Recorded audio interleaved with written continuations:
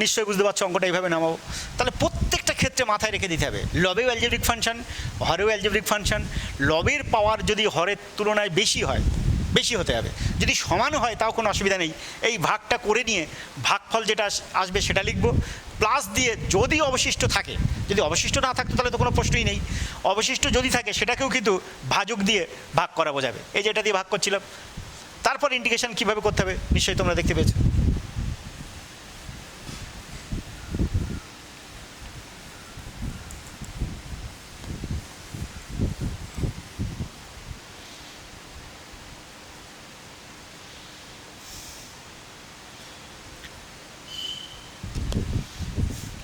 e to the power x dx under root of e to the power 2x minus 5 e to the power x plus 6 একটা অঙ্ক এরকম আছে। তো দেখো যখনই দেখছি e to the power 2x,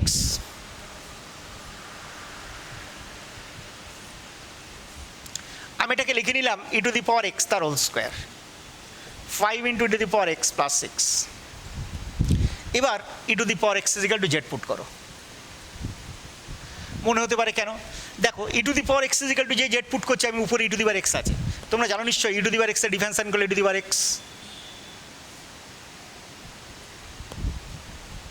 তাহলে e to the power x dx is equal to কি পেলাম dz।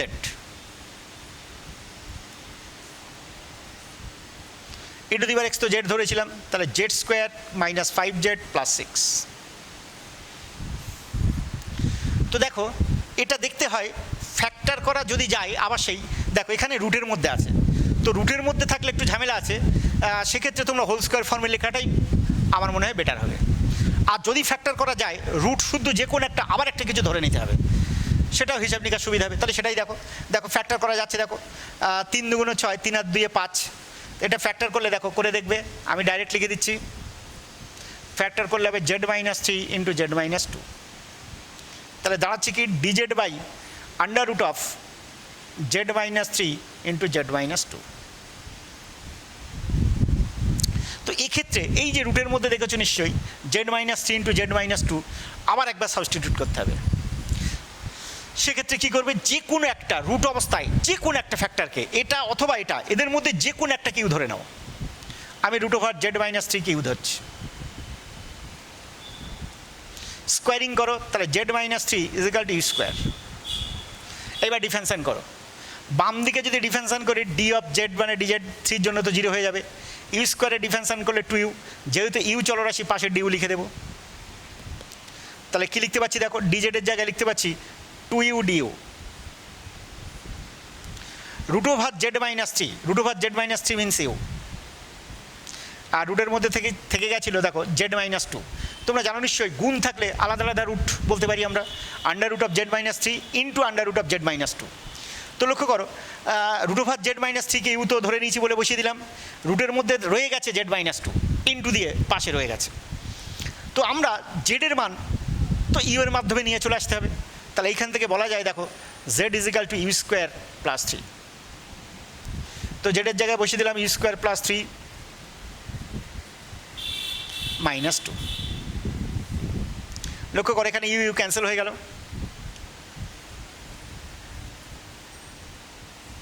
কি লিখতে পাচ্ছি 2 কনস্ট্যান্ট বাইরে বার করে দিলাম, ডিউ বাই রুটের মধ্যে লক্ষ্য করো u square plus 3 minus 2, that is u square plus 1, 1টাকে আবার লিখতে পারি 1 স্কোয়ার। তাহলে তোমরা স্ট্যান্ডার্ড ফর্ম পড়েছো, দেখো স্ট্যান্ডার্ড ফর্ম কিসের স্ট্যান্ডার্ড ফর্ম, 1 বাই রুটের মধ্যে এক্স স্কোয়ার প্লাস স্কোয়ার, আমাদের সেই ফর্মুলায় চলে আসবে। কী জানি আমরা এটা log of x plus root over x square plus square plus c, তোমরা দেখেছো। তাহলে এখানে কী লিখতে পারবো দেখো, log of u plus root over u square plus 1, অবশ্যই লিখে দেবে সি ইকাল টু আইসি। তো লক্ষ্য করো ইউ ইউ মানে আবার কী ধরেছিলাম দেখো রুট ওভার জেড মাইনাস 3, তো U means root over Z minus 3 plus রুটের মধ্যে দেখো U square plus 1, U means কী দেখেছি আমরা রুট ওভার জেড মাইনাস 3, তাহলে স্কোয়ারিং করলে নিশ্চয়ই জেড মাইনাস 3 প্লাস 1।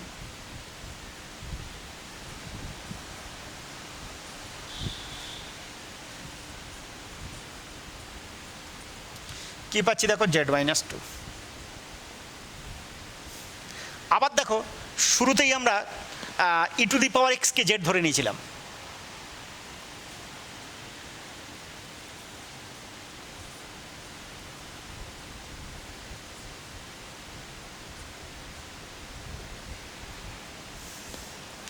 তাহলে নিশ্চয়ই নতুনত্বটা দেখতে পাচ্ছ।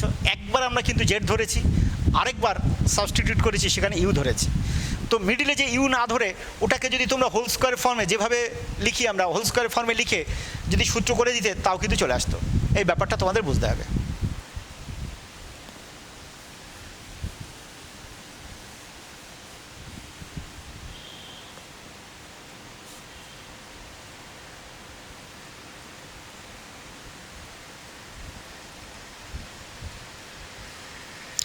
এবার দেখো দীর্ঘ উত্তরধর্মীতে আমরা চলে আসছি। সাবস্টিটিউশনের সেকেন্ড চ্যাপ্টারের দীর্ঘ উত্তরধর্মী। উপরে যে কোনো একটা একঘাত আর রুটের মধ্যে দেখবে একটা দ্বিঘাত, 4x² প্লাস 4x প্লাস 5। তখন কিভাবে এগোবো সেটা একটু লক্ষ্য করো। দেখো তোমরা জানো নিশ্চয়ই যে কোনো দ্বিঘাতে ডিফেনশন করলে কী পাই আমরা? একঘাত পাই। তো মনে মনে নিচেরটা ডিফেনশন করে দেখে নেবে। দেখো x² ডিফেনশন করলে 2x, রুটের মধ্যে যেটা আছে, রুট থাক বা না থাক সেম নিয়ম, প্লাস 4 ইন্টু এক্সের জন্য 1 মানে প্লাস 4, 5-এর জন্য তো 0, কী চলে এসছে? 2x plus 4। তখন আমি এটাকে লিখে নিলাম, দেখো 2x প্লাস 4 লিখে নিলাম। লিখে নিয়ে দেখলাম ছিল প্লাস 3, আমি লিখে ফেলেছি প্লাস 4, পাশে -1 লিখে দিলাম।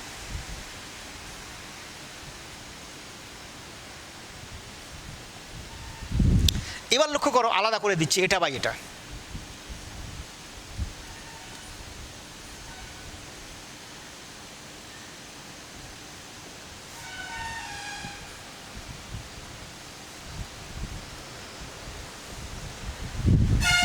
তো লক্ষ্য করো নিচেরটার মানে রুটের মধ্যে যেটা আছে তার ডিফেনশন করলে কী পেয়েছি? 2x plus 4।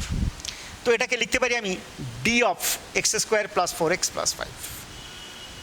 এই কায়দাগুলো বুঝতে হবে। দেখো নিশ্চয়ই এটা ডিফেনশন করলে, আমরা তো সাইডে দেখেই নিয়েছি, তাহলে ডি অফ লিখে দিলাম বাই রুটের মধ্যে x² প্লাস 4x প্লাস 5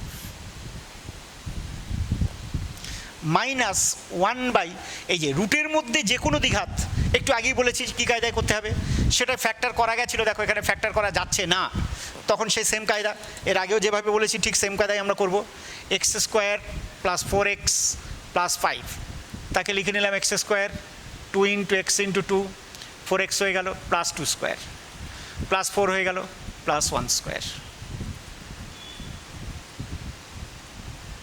তাহলে কী লেখা যাবে? দেখো আন্ডার রুটের মধ্যে x প্লাস 2 তার হোল স্কোয়ার প্লাস 1²।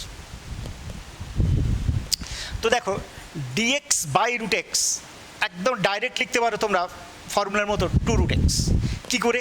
দেখো রুট এক্স মানে অ্যাকচুয়ালি উপরে তুললে x to the power minus half, x to the power minus half plus 1 by minus half plus 1, হিসাব করে দেখবে 2 রুট এক্স আসবে। তাহলে ডি অফ যাকে এক্স মনে করেছি, পুরোটাকে এক্স মনে করলাম, dx বাই রুট এক্স। তাহলে আমরা কী লিখতে পারবো? 2 রুট এক্স।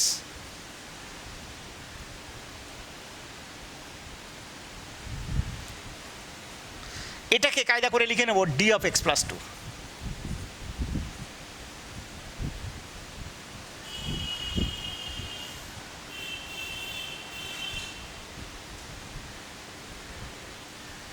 তো লক্ষ্য করো এই যে কিসের ফর্মুলা চলে এসছে? dx বাই রুটের মধ্যে x² প্লাস স্কোয়ার। আমরা এর আগে সূত্র দেখেছি। সূত্রটা কি দেখেছি? Log of X, D of কাকে এক্স মনে করেছি? এক্স প্লাস 2কে। তাহলে ডি অফ এক্স ফর্মুলা কি জানি?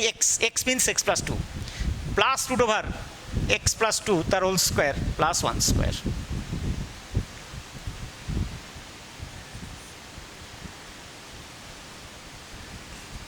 তো দেখো এবার তোমরা এর মধ্যে ক্যালকুলেশনটা করে দেবে। এক্স প্লাস 2 প্লাস রুটের মধ্যে দেখো তো x² প্লাস 4x প্লাস 4 পাশে 1², অর্থাৎ এই যে এটা হিসাবটা কোথা থেকে এসেছিলো? এটা থেকে ক্যালকুলেশন করলে আমরা পাবো x² প্লাস 4x প্লাস 5। এইভাবে কিন্তু আমরা প্রত্যেকটা ক্যালকুলেশন করব। তাহলে কি দেখতে পেলাম?